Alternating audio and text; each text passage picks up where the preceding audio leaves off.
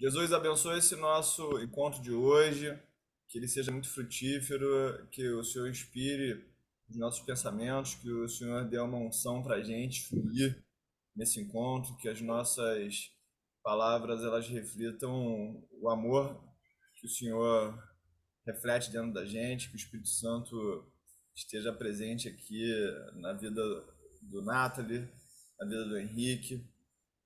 Obrigado, meu Deus, pelo Senhor dar essa palavra, que a cada dia ela se mostra um alimento mais sólido para que a gente possa viver a nossa vida dentro de um mundo cheio de distrações. Como é bom poder descansar na sua palavra, sabendo que a gente consegue distinguir entre o bem e o mal, porque tudo aquilo que vem do Senhor é do bem. Tudo aquilo que vem do Senhor serve para a gente dar de alimento também para a nossa família, para o nosso casamento, para a nossa saúde, para que direcione a gente no mundo onde é cada vez mais desafiador demonstrar amor. Quero abrir meu coração aqui, meu Jesus, que teve um caso aí na mídia essa semana de um rapaz que foi violentado e depois ele reagiu e acabou matando duas pessoas que tinham filhos. E eu vi alguns comentários na internet de pessoas apoiando essa atitude. E é muito bom saber que a clareza que o Senhor dá para a gente de como agir, devolvendo e respondendo o ódio com amor, nos dá calma de entender que não é sobre retrucar na mesma moeda, e sim mostrar qual é a nossa natureza em Cristo. O Senhor cuide da família dessas duas pessoas, dessas crianças que ficaram no mundo. Cuide do coração também desse homem que reagiu de maneira emocional e acabou estragando a vida dele por causa disso, meu Deus. Obrigado por ter esse momento aqui de compartilhamento de uma palavra forte. Amém. Amém. Amém. Vocês chegaram a ver esse caso? Não, cara, não Não, vi. não. Então não vou nem falar desse assunto, tá? É. Vou ler aqui então. Qual de vocês que tendo um servo que esteja arando ou cuidando das ovelhas lhe dirá, quando ele chegar do campo: venha agora e sente-se para comer? Pelo contrário, não dirá: prepare meu jantar e apronte-se e sirva-me, enquanto como e bebo. Depois disso você pode comer e beber. Será que ele agradecerá ao servo por ter feito o que lhe foi ordenado? Assim também vocês, quando tiverem feito tudo o que lhes for ordenado, devem dizer: somos servos inúteis, apenas cumprimos o nosso dever. Tá certo essa parábola? É, tá. Pois não, pois bem. Como é que fala assim? Assim. Gente, as parábolas, nós estamos vendo que elas não podem ser totalmente explicadas nos jeitos de ser, na, nas intenções, literalmente, né? A gente viu que a ovelha somos nós, a moeda somos nós vimos que o pastor que perdeu a ovelha, não cuidou da ovelha, a ovelha se desgarrou, então a mulher que também, a moeda estava de posse dela, ela perdeu. Né? Essas coisas, essas parábolas daqui para frente, a gente tem uma máxima teológica que a gente tem que cuidar de algumas coisas não serem tocadas, porque primeiro que não interessa, não é porque a gente foge do assunto, não. É porque o assunto não é aquele. O assunto da parábola da moeda não é a mulher que perdeu, não é. É a moeda que foi achada. Então, as parábolas, como elas são fatos ocorridos na mente e na imaginação de Jesus, eles têm assim, uma vivência humana, portanto, tem umas condições, uns problemas para você explicar tudo, mas Jesus focaliza a tua lição em determinadas coisas e como figuras. Né? Aí, olha só, nesse caso aqui, tem um senhor de escravo. Aqui, no caso, servo, aqui não é servo, é escravo mesmo, porque naquela época existia essa prática comum. comum. Então, a gente tem que ver a cultura da época, né? Se a gente for ver nos dias de hoje, essa parábola está horrível. Um senhor de escravo, falando para ele fazer e tratando ele. Ele não tratou rispidamente, ele tratou secamente, né? Esse senhor de escravos aqui. Então, a gente não pode imaginar esse senhor de escravos como eram os escravos do Brasil, como os escravos que vindos da África, não podemos, temos que ir para essa cultura de escravo lá de 2.000, 3.000 anos atrás. Então, tá. Nesse caso, então, esse ponto de escravo, de senhor, a gente não deve levar em conta pormenorizadamente, e sim dizer que era normal, e mesmo que não fosse bom, né, mas era normal naquela época. E deixar isso de lado, não fugindo, mas deixar isso de lado, porque existe uma verdade muito grande aqui. Existe aqui a figura do senhor, do dono dessa pessoa aqui. O escravo era propriedade, era dono. Esse senhor aqui comprou esse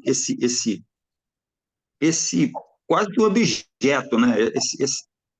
Essa mão de obra humana comprou de algum outro ou do mercador lá, ou de algum lugar. Ou existia também de pessoas que deviam tanto dinheiro a alguém que se colocavam como escravos dessa pessoa, como escravos trabalhando sem ganhar nada para poder pagar a sua dívida. Não somente a sua dívida, mas a dívida até de sua família, como é o caso de um outro servo que a gente vai ver aqui, aquele servo incompassivo, né? Então, aqui o que deve ser visto aqui é que existe aqui a figura do senhor, que é o dono do outro, que é escravo.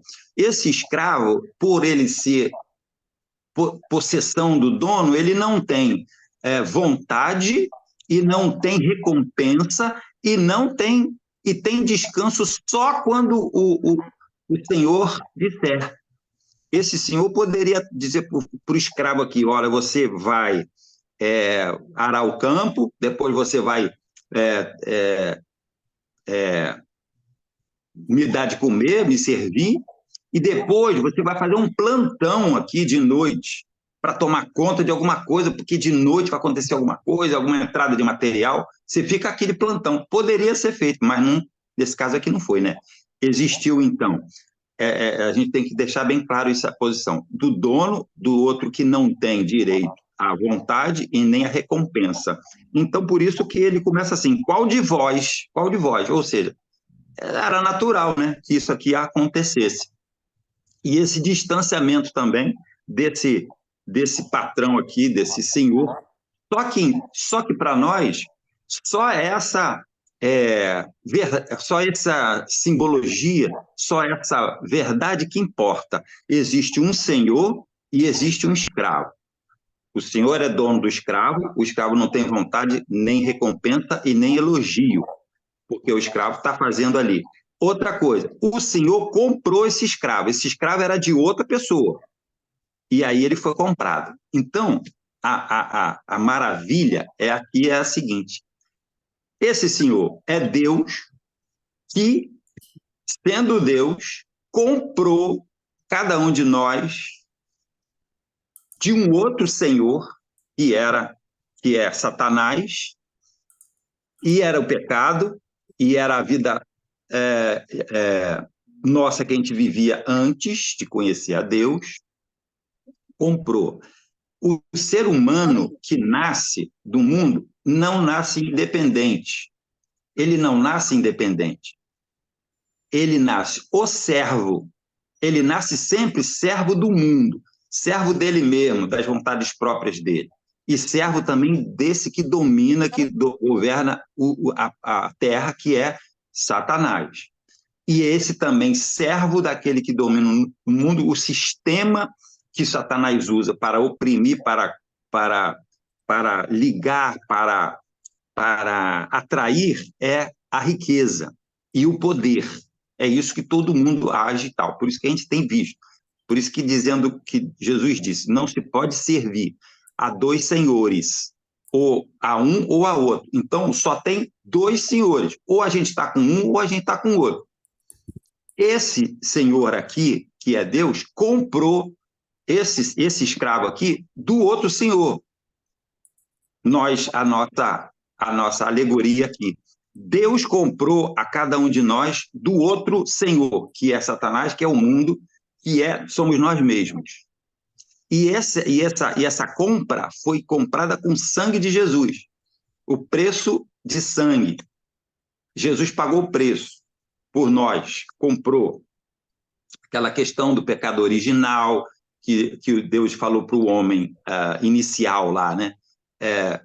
Se você me desobedecer, se você fizer essa determinada coisa, que é comer dessa árvore que podemos tratar como uma coisa simbólica, porque Gênesis não é um livro científico, mas o que aconteceu, assim como essa parábola, aconteceu isso. O homem, então, preferiu viver independentemente. Ele conheceu o bem e do mal, e não ele conhecer o bem e o mal através de Deus.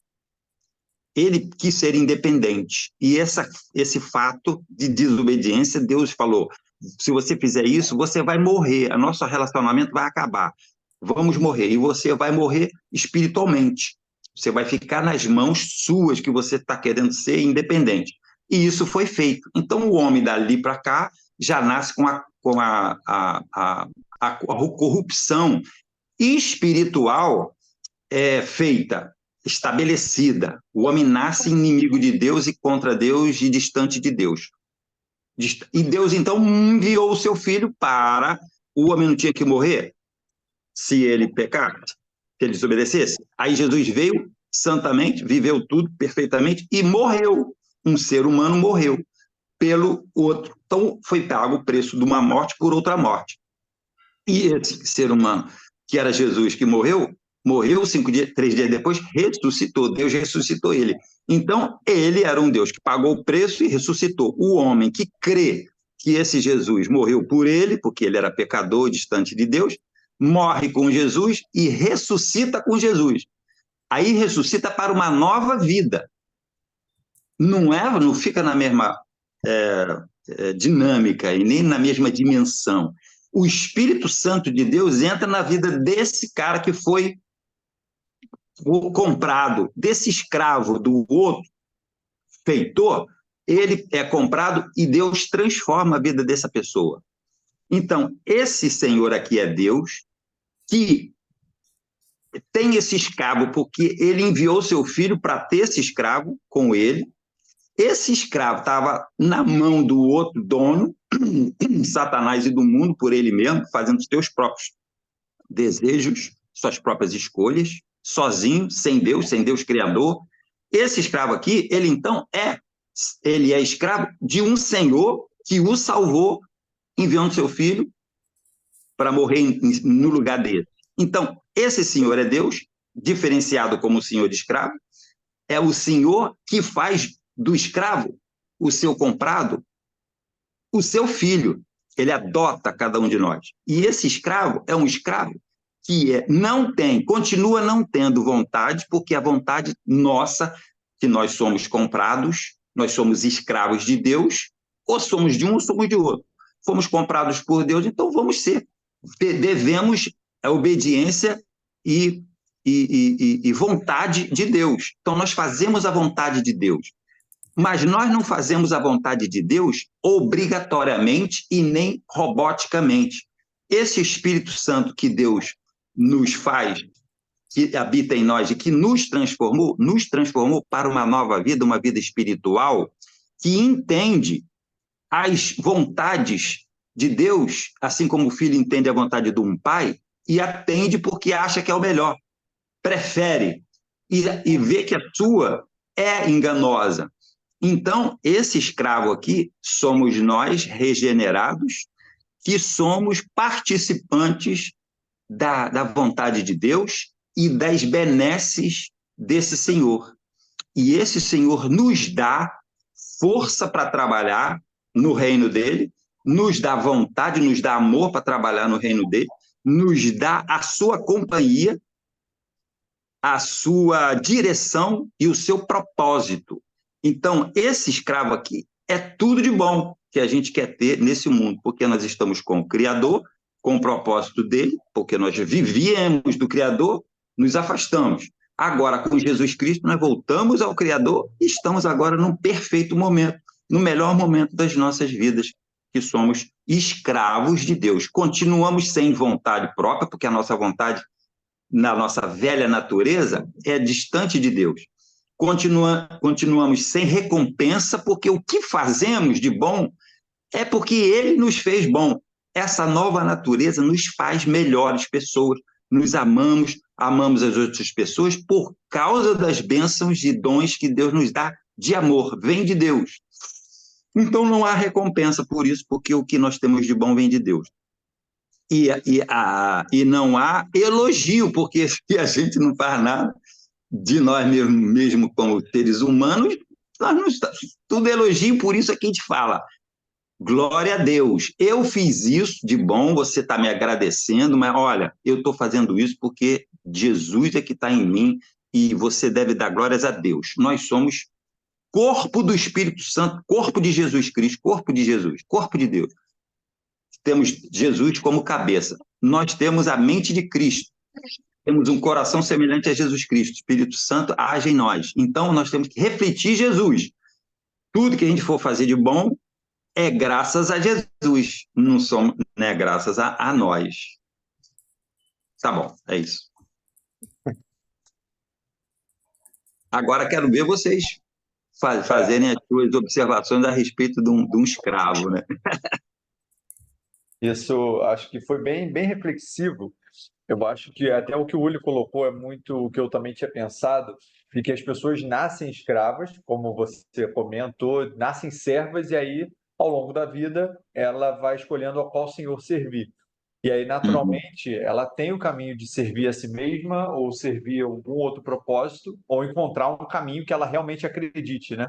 E aí, É. representando no paralelo, seria o caminho com Deus.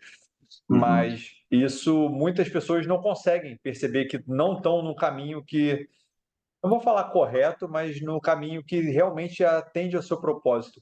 Às vezes, no dia a dia, ela é tão presa no que a gente chama no ambiente de negócio, né, na corrida dos ratos, que é trabalhar, pagar conta, trabalhar, pagar conta, trabalhar, pagar conta, e ela não percebe que ela consegue olhar para fora, que ela tem que olhar para algo maior. E eu acho que, ainda mais hoje em dia, né, com tanta tela, tanta coisa que prende as pessoas, elas ficam ainda mais nessa corrida do rato, de querer comprar, aí se endivida, aí tem que trabalhar para pagar, aí se endivida, tem que trabalhar Uhum. para pagar, sem conseguir olhar um propósito maior. Aquilo que a gente falou nas parábolas anteriores, do como você falou também muito bem, ter dois senhores, o senhor, o dinheiro como senhor, Uhum. sendo que muitas vezes as pessoas se prendem a esse senhor, esse caminho como o caminho, e sem perceber que precisam de algo maior. O dinheiro tem que ser um uso do dia a dia, não o fim da vida, o objetivo da vida dela. E eu acho Uhum. que isso se perde muito nessa corrida dos ratos, de ficar ali preso naquela, como se fosse aquela rodinha, né? Que você trabalha, paga, trabalha, paga, trabalha, paga, e você nem Uhum. percebe que está fazendo isso. Isso é muito bom. E aí eu fiquei só em dúvida, e aí pode rir, Henrique, mas essa última frase, assim também vós, quando fizerdes tudo que for mandado, dizei, somos servos inúteis, porque fazemos só o que devíamos fazer. Aqui, eu particularmente tive dois entendimentos, tá? O primeiro, será que isso aqui não poderia ser um questionamento de valorizar o cara que está te valorizando? Pensando nesse aspecto. Não, claro, como se fosse Deus tendo que valorizar quem lhe segue, mas fazendo analogia para o mundo dos negócios, será que isso aqui também não traz um questionamento de que a gente tem que também valorizar quem serve a gente, no sentido de questionar mesmo essa atitude? Primeiro. Segundo, eu vi a questão da humildade, de perceber que no fim somos todos servos de um propósito maior. E aí fiquei só com essa dúvida da primeira parte, de se não fica também um questionamento desse tratamento, da falta de valorização, e que com essa valorização poderia ter um engajamento ainda maior. Uhum. Cara, Olha só. Fala aí, Luiz. isso aqui é muito tenso, Nathalie, que é o seguinte. Por que que a gente é um servo inútil? Porque não tem nada que a gente pode fazer nesse mundo aqui para Deus. Verdade. E quando a gente entende essa nossa insignificância, isso impede que eu ganhe dinheiro e faça oferta para ir para o céu, que eu faça alguma coisa aqui nesse mundo em busca de salvação. Verdade. E a gente entender que a nossa salvação ela é de graça, isso é o maior presente, porque aí acaba com a comercialização de indulgências. Eu acho que isso aí tem a ver com a reforma protestante. Se o Henrique quiser me É. corrigir, fica à vontade, né? Porque Não, antigamente, não, é isso mesmo. o que que acontecia? Para tu entrar lá e se comunicar com Deus, para estar conectado com Deus, tu tinha que fazer sacrifícios, tu tinha que não sei o que lá, tu tinha que doar dízimo, quem mais ofertava é quem tinha mais valor. E quando a gente entende que, cara, a gente é tudo igual, que Deus é tão soberano que ele não precisa nem do nosso dízimo. Ah, eu tô devolvendo, não, é tudo dele. Ele que deixa a gente ficar com um pouco desses recursos e usar. É. E eu acho que essa que é a grande beleza. Cada vez mais que eu conheço a palavra, isso me mostra o quanto é bom. Antigamente, quando eu não tinha a crença, ou ela não era tão avivada em mim, quando falava para mim de submissão, obediência, fidelidade, servidão, eu tinha uma conotação negativa sobre isso. Quando você entende que a gente está aqui para servir Jesus, Deus, e a gente se coloca nessa situação de servo, de obediência, de fidelidade, de submissão, isso é um privilégio. Isso é um privilégio que a gente comemora. Então eu acho que é um pouco da ancoragem, o que que é ser esse servo. Enquanto para a gente que serve a Deus, isso é, cara, a melhor coisa do mundo, quem ainda não encontrou o real sentido da submissão acha que é uma coisa negativa. Isso. Entendi. Faz todo sentido. Olha só uma outra coisa. Como eu te falei, esse senhor tratou o servo friamente. E daí ele continuou aqui, servo inútil. Quer dizer, na nossa concepção, o servo inútil é diferente disso aqui. É que o servo inútil é que você não faz o que eu mando. Você é inútil para mim. Eu estou aqui, como você está trabalhando para mim, eu falo para você fazer alguma coisa e você não faz. Você é inútil para mim.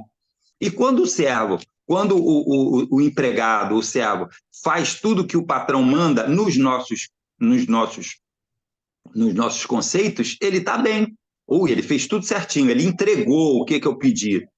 Ele é digno de elogio. Não é o caso aqui. O caso aqui é como o Ulisses falou. Assim, para Deus, o ser humano está sempre em dívida. Nós somos resgatados pelo amor e pela graça. E o que nós temos de bom que a gente entrega para Deus veio dele, através da transformação que nós temos nas nossas vidas, através do Espírito Santo, que nos faz novas criaturas. A gente nasce bebezinho, recém-convertido, e vai crescendo, amadurecendo. Aí a gente tem uma mente e um ser vivente, novas criaturas que nos desenvolvemos. Aí a gente tem a nossa vontade, que é desenvolvida, educada pela palavra de Deus, pela comunhão com Deus. E então a gente se desenvolve pessoas, novas criaturas, maduras, jovens, tal, sábias, por conta disso. Agora, nessa Acho que é parte. importante aqui também, só completar um pouco, Henrique, a gente entender que a gente não é merecedor de nada é muito doido numa Uhum, fase. Só que quando a gente entende que o sacrifício ele é uma coisa gigante e a gente nunca seria merecedor disso. uhum, A gente só tem misericórdia. uhum, Deus fez o que ele fez, não é porque ele devia nada pra gente, é só porque ele gostava tanto da gente. uhum. É muito lindo isso. É. Eu tava tendo que falar ontem com uns amigos aqui de um grupo, que eu tava explicando pra eles um negócio que eu leio muito negócio de roteiro de Hollywood, né? Aí eu tava vendo Quentin Tarantino falando que um personagem interessante é um personagem que ele fala o que ele pensa, mas ele faz o que ele acredita. Então existe uma congruência nos personagens interessantes. Um exemplo aqui seria o Batman e o Bruce Wayne, né?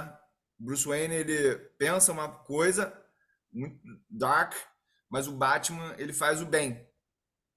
E aí eu tava questionando com um amigo meu, cara, quem que é o personagem que a gente conhece que é mais congruente?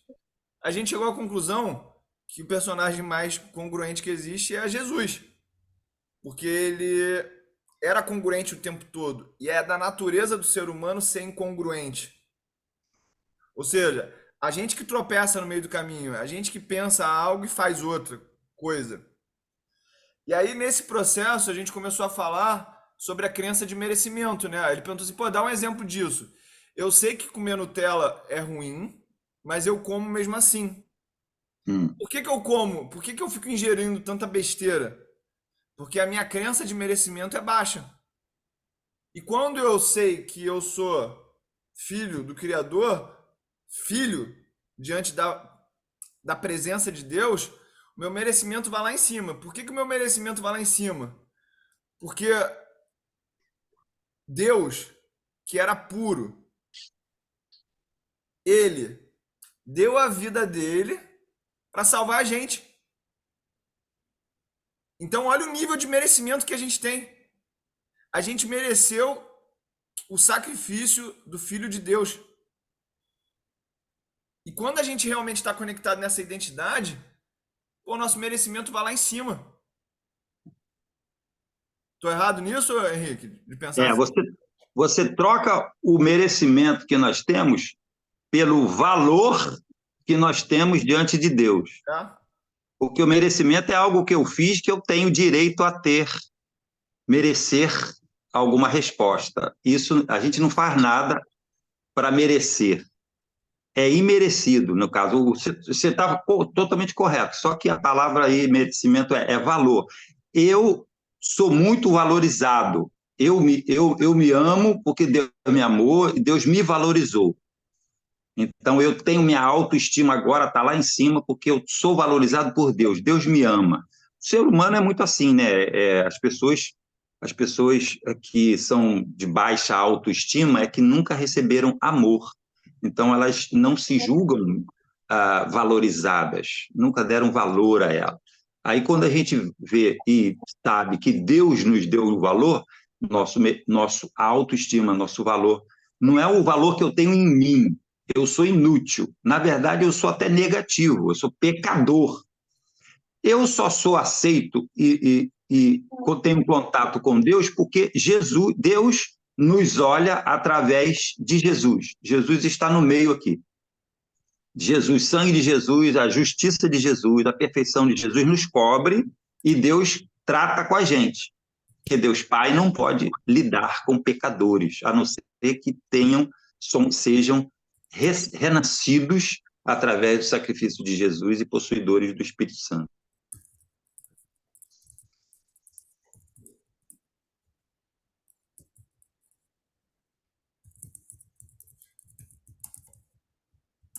Agora, mas, Nathalie, você falou, esses assuntos de administração, eu não tenho, assim, expertise nisso, mas o que você falou daquela primeira coisa do servo inútil, do valor, Eu quis dizer no sentido de essa parte está muito clara sobre ter um propósito, acreditar e como ele falou, Jesus já fez um sacrifício por nós e nós devemos, de fato, essa parte eu entendi claramente.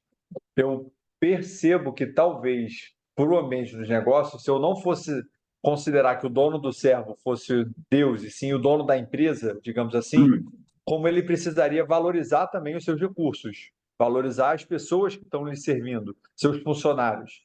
Eu entendi que não é o que a parábola fala, mas se eu fosse fazer um paralelo como se o dono do servo não fosse Deus, e sim o dono da empresa, como ele precisaria valorizar de fato os seus recursos para continuarem ali gerando os resultados e estarem engajados na mesma causa do que eles acreditam, porque supondo que eles estão ali trabalhando porque eles acreditam na empresa, acreditam no que eles estão fazendo, né? Sei. Então, olha só, sobre isso, existe uma outra verdade que está aqui e que acontece nas nossas vidas, que é esse escravo aqui, esse senhor, quer muito, não vai largar esse escravo aqui.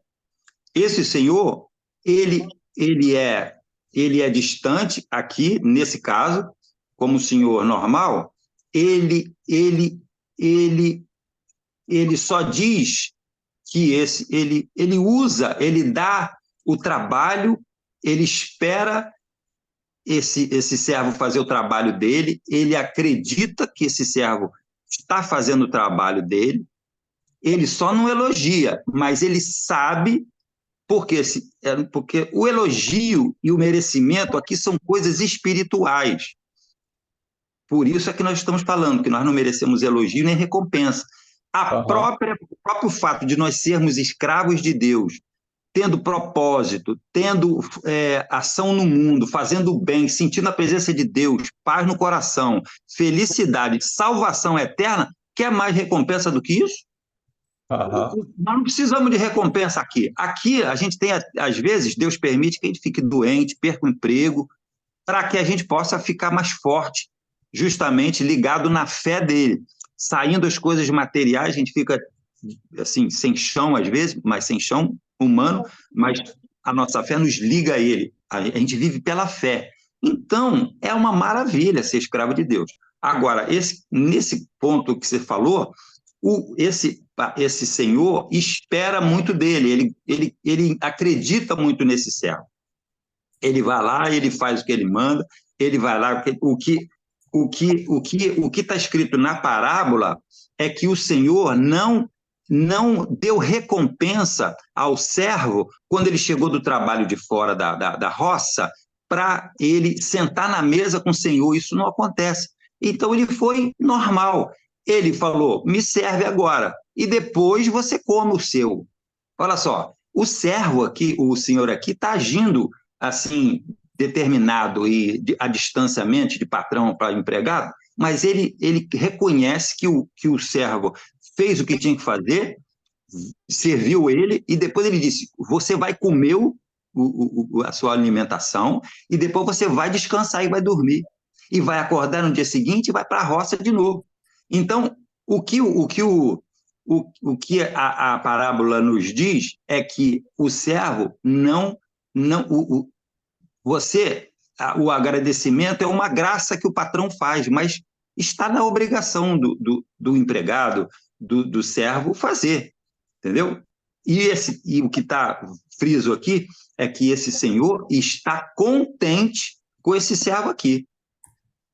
Só não precisa fazer elogio e nem botar ele para comer na mesa da diretoria lá, entendeu? Tem lá a sua colocação hierárquica, respeitando a colocação hierárquica, porque nós temos que ter respeito a Deus, temor a Deus, nós não podemos dizer que Deus é nosso amigão, faz tudo, é bondoso, a gente pode fazer o que a gente quer, não, entendeu?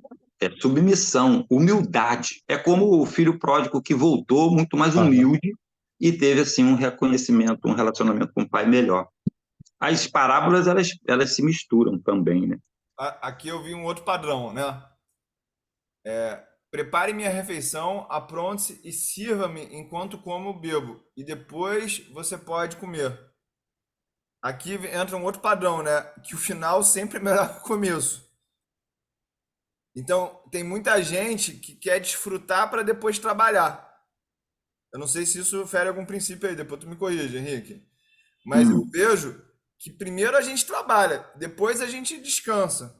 Primeiro a gente prepara a mesa, depois a gente come.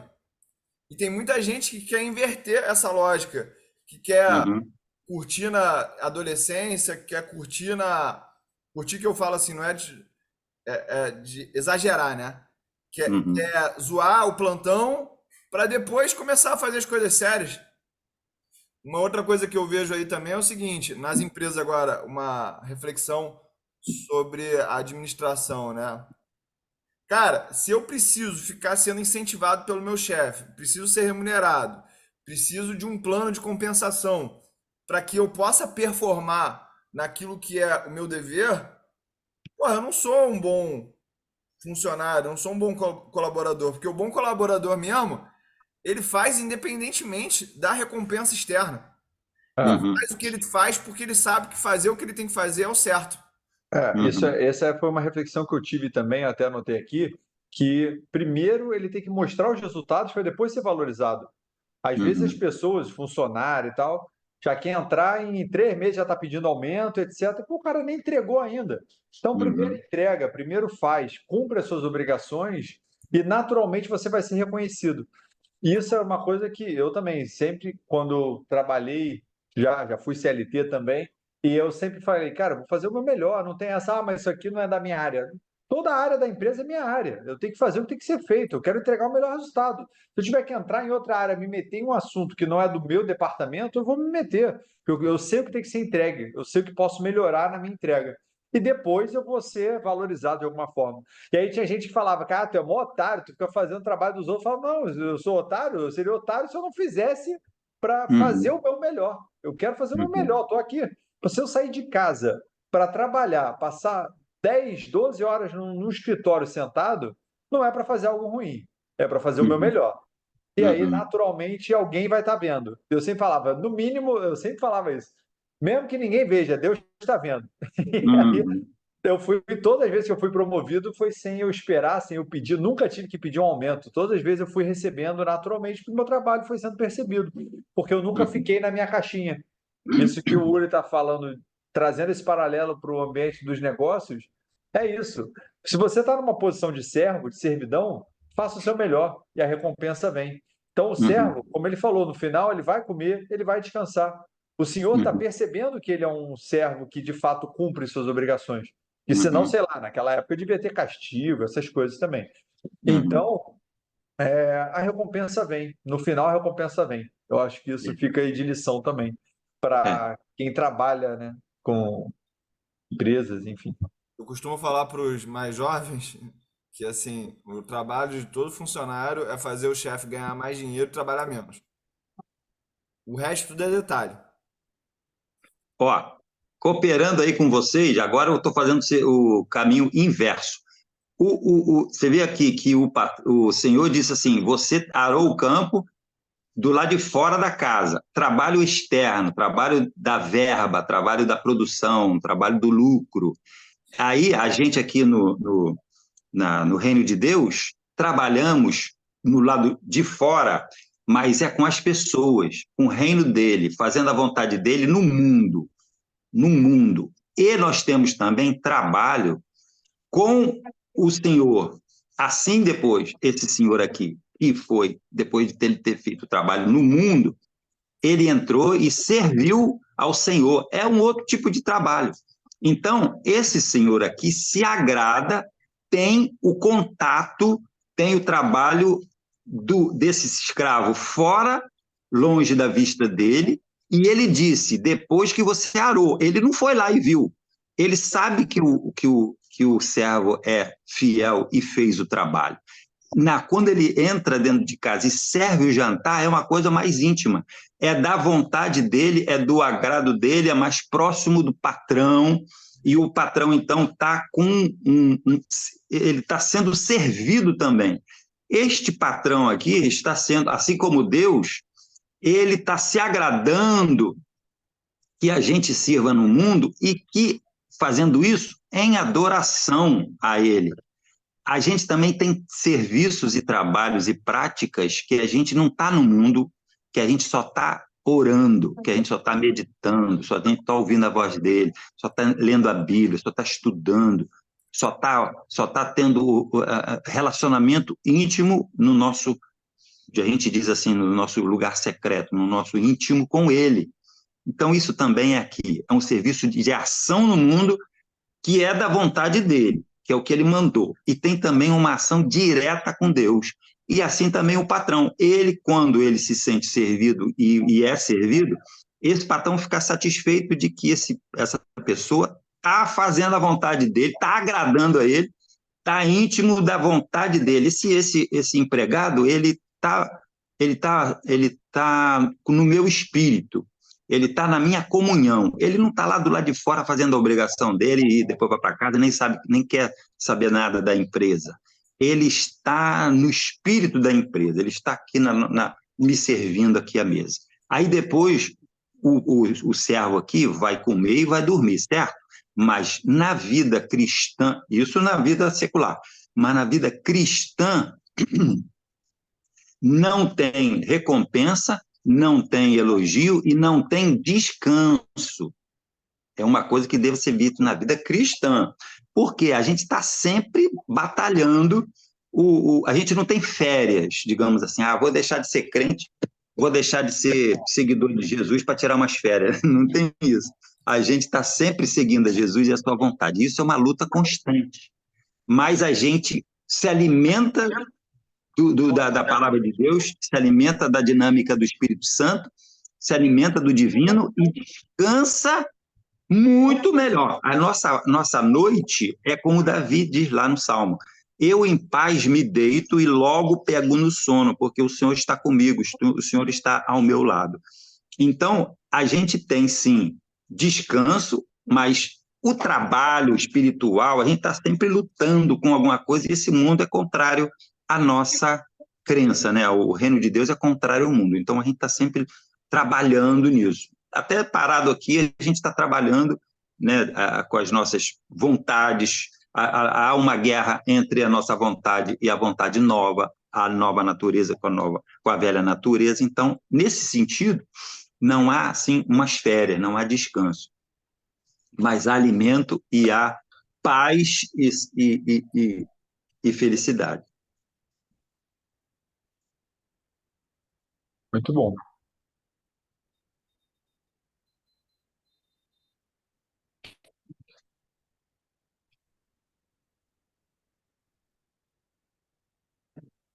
Consegui extrair bem aqui minhas essências para poder escrever. Gostei bastante também dessa. Tá cada vez melhor, né? Quer dizer, tá sempre bom, na verdade. Essas parábolas é isso, né? Elas curtas conseguem trazer bastante coisa. Quando a gente Pois para é. discutir aqui, a gente consegue ver a riqueza de um pequeno parágrafo, né? É Isso é verdade. muito bom. Ó, eu tenho adotado aqui o hábito de buscar a etimologia de algumas palavras que me chamam a atenção, né? Então me chamou muita atenção aqui a história do inútil. Aí eu fui ver aqui qual que é a etimologia da palavra útil.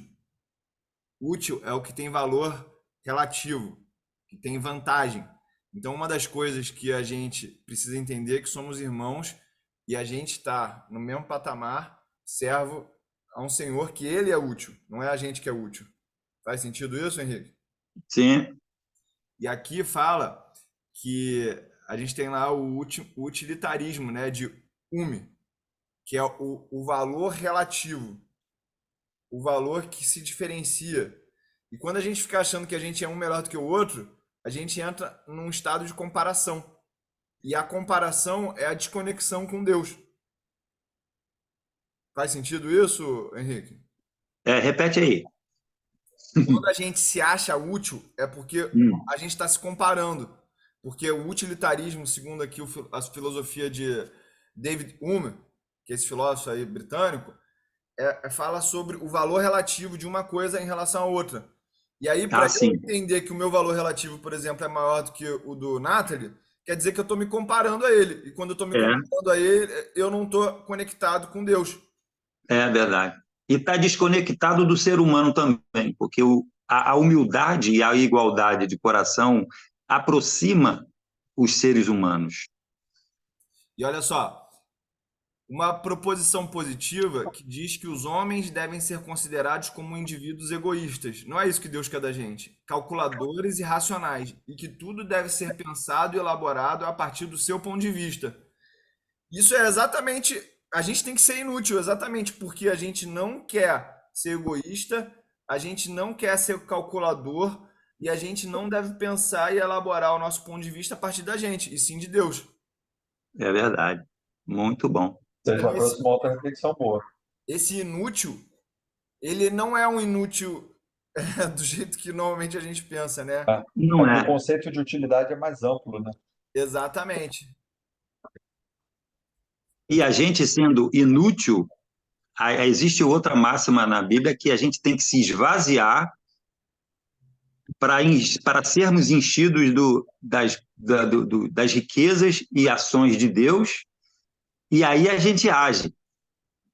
A gente é útil com os valores e dons de Deus em nós. A gente é inútil, realmente. A gente não consegue ir para o céu sozinho, a gente não consegue viver nem sozinho. O ser humano, sendo criador, sendo criado por Deus, já nasceu dependente de Deus. A gente é um inútil se a gente estiver independente de Deus. Aí, pelo contrário, a gente é muito útil para o mundo quando a gente se distancia de Deus e serve às riquezas. Aí a gente é útil para o lado oposto.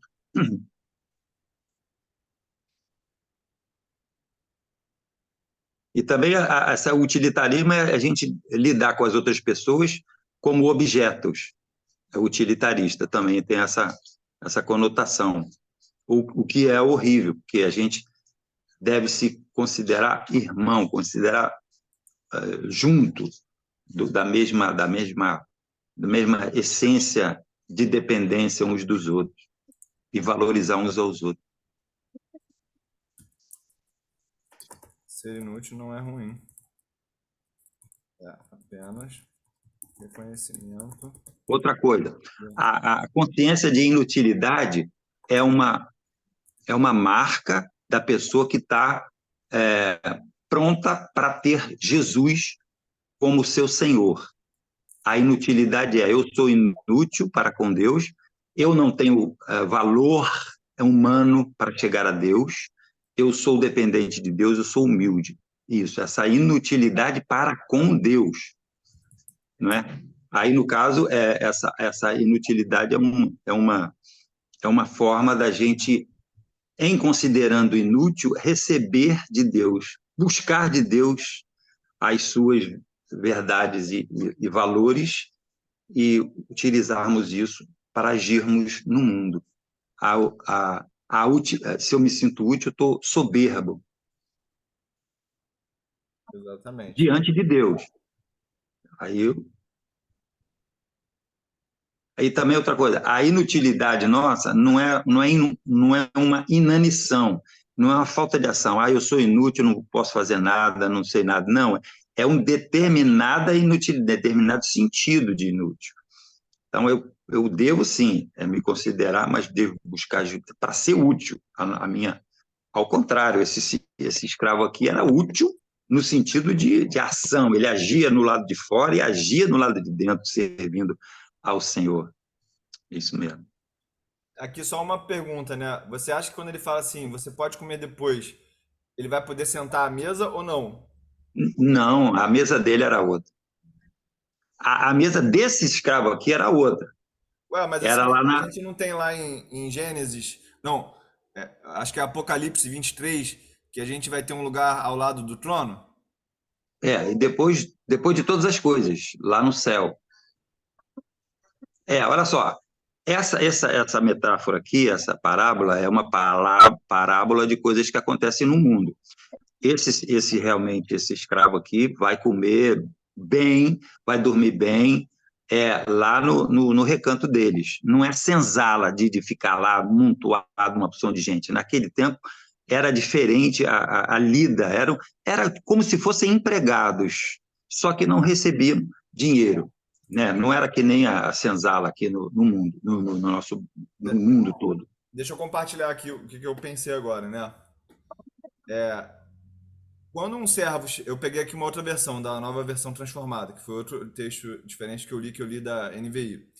Uhum. Quando um servo chega do campo, depois de arar ou cuidar das ovelhas, o Senhor lhe diz: venha logo comer para a mesa comer conosco?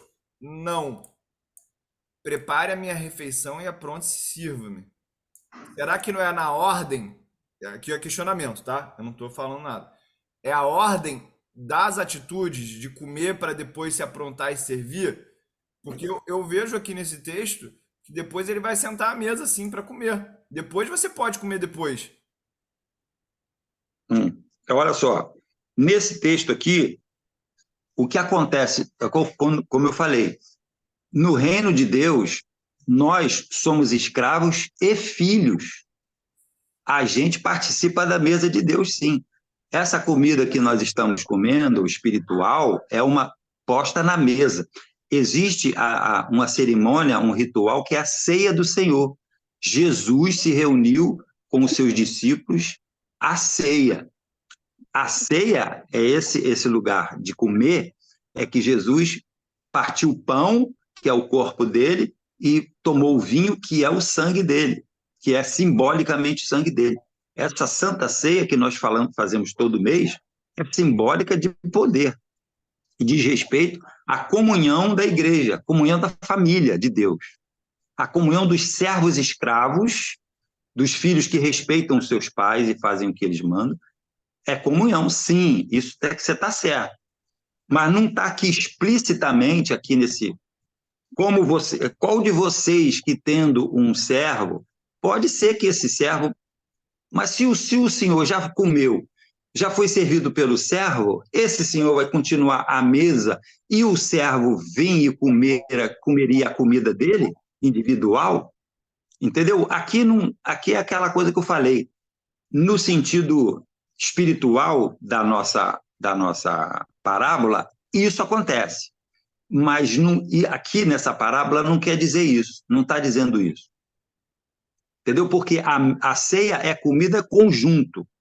Jesus fala, venha até a ceia e vamos comer juntos, nós e toda a nossa família, é junto. Como esse senhor aqui disse para ele comer, servir o senhor ia comer tudo e depois você come, aí não está comendo junto, aqui nessa parábola. Mas isso não importa nesse sentido que você está colocando, porque nós sabemos que essa realidade de comer junto no reino de Deus é verdade. Então eles comem juntos aqui? Não, aqui não. Aí eu acho que não. Aqui não Mas está assim, dizendo que eles comem junto. Aqui não a, está dizendo. a minha reflexão para a administração aqui é o seguinte: o comer junto, na mesma mesa da mesma comida, é a participação nos lucros que o servo tem. Mas isso você pode colocar o que acontece no reino de Deus, visto ao reino aqui da terra. Participar. Olha, outra coisa. Se a comida que o servo vai comer é a comida do Senhor, é a comida da casa do Senhor. É a mesma comida? É a mesma comida. Ele não comia bolota, ele não comia coisa de segunda, de material estragado, ele não comia comida diferenciada. A comida era a mesma do Senhor, porque naquela época era tudo comida muito simples. Então era a comida do Senhor que ele servia depois, aquela mesma comida era comida pelo servo, só que não junto aqui. Porque ele mesmo fala, primeiro você se cinge, primeiro você me serve e depois você come. Se ele está falando isso é porque ele vai comer depois que eu estou comendo. Entendeu? Mas é a mesma comida. E ele descansa nos mesmos alojamentos da fazenda.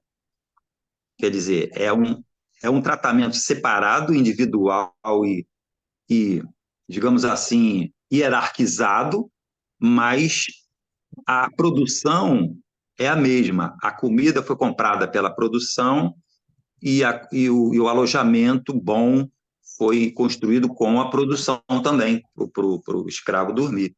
De qualquer jeito, você está certo. Aqui, Tá. assim, vou falar aqui, se alguém escutar isso, não tire de contexto, né?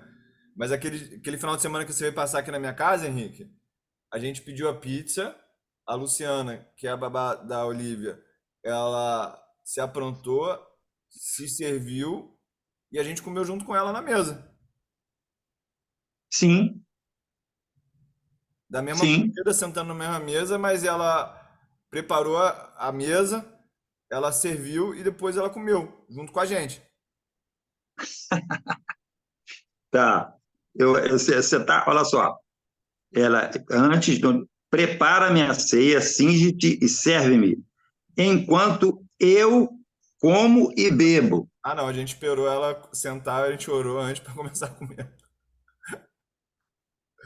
Não, não, eu estou falando aqui. Cinge-te, serve-me enquanto eu como e bebo. Você me serve enquanto eu como e bebo. Tá, entendi. Aqui ele não me sentou na mesa para comer. Porque, olha só, isso seria uma coisa, não seria lógico para o escravo. Isso tá, essa separação aqui está correta, porque o filho é que come na mesa. O pai é que fez uma festa para o filho que voltou. O Entendi. servo preparou o boi, o bezerro gordo e depois saiu. E comeu do bezerro gordo lá na parte dele. Entendeu? Entendi. Aqui ele come depois, eu acredito, em outro lugar. Agora, come da mesma comida e trabalha na mesma fazenda. Tem a comunhão com o Senhor. O que a gente pode ser, o que a gente faz em casa, a gente pode fazer, né? É diferente. E no reino de Deus, nós somos filhos. Aí podemos comer sempre na mesa do Pai, Show. junto com os nossos irmãos. Fechado. Acho que deu o nosso horário aqui, né, gente? Sim. Vai fazer uma oração? Quem vai fazer uma oração para terminar aí? Ô, Nathalie, você podia falar agora. Eu ainda estou aprendendo ainda. Mas isso é que nem criança, rapaz. Qualquer gugu dadá que você fizer aí, você vai. Que nem a Rayana, né, que fala. Ela não está falando R, né? Ela está falando L. Eu vou fazer caleta, vou fazer caleta.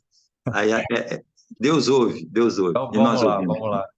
Bom, gente, quero agradecer a Deus por esse tempo com vocês. Está sendo muito, muito proveitoso. Eu acho que, de fato, a gente vai conseguir levar muito dos ensinamentos que muitas pessoas não conseguem entender, muitas pessoas não têm acesso, e isso vai ser uma iluminação muito grande.